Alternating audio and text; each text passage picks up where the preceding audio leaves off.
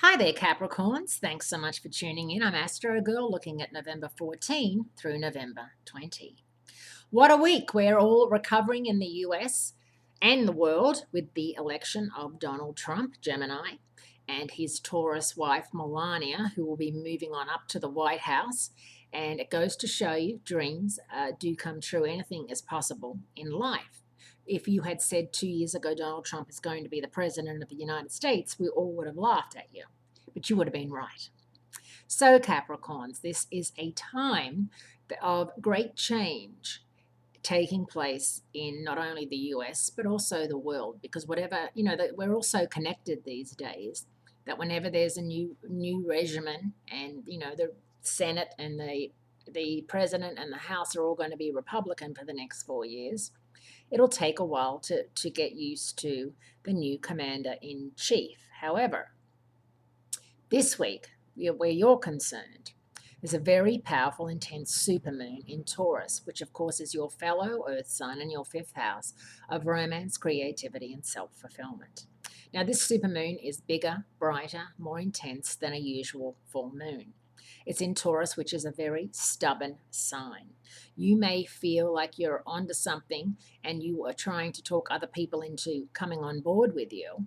And with Venus in your sign, the goddess of love and charm, you may feel as if you're getting somewhere. But don't be surprised if someone, puts the kibosh on whatever it is you're trying to do. It could be a Taurus.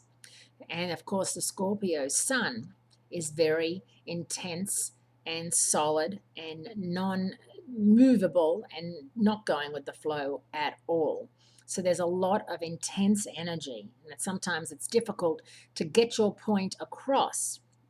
However, the supermoon is in your romance zone. And of course, it's always a time for you to wind down and to come full circle. Maybe you've been arguing with your partner over something and you just realize, you know what, life's too short, or the argument's kind of stupid now. We're arguing over who puts the garbage out, or, whose family to go to for Christmas, or where to go for holidays, or what to do with the kids. Like you're arguing over something that isn't almost worth arguing over. You just have to make a decision.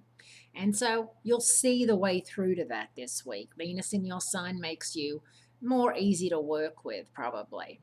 And Neptune, the planet of fantasy and dreams, moving direct, waking up in your communication zone, means that you'll finally find the right words at the right time to deal with something that's been bothering you, that's needed addressing, that's needed fixing in some way. And Capricorns, if there's anything you do well, it's fixing things and being a stand-up person and being the person that people turn to when they need help with something. And right now, that could very much be your calling card. Do keep in mind that this weekend is actually a romantic time. If you get over the hill with whatever it is you've been arguing or debating with your partner, it's time for some makeup, kissing, shall we say. Thanks so much for tuning in. I appreciate it, and I look forward to speaking to you again next week.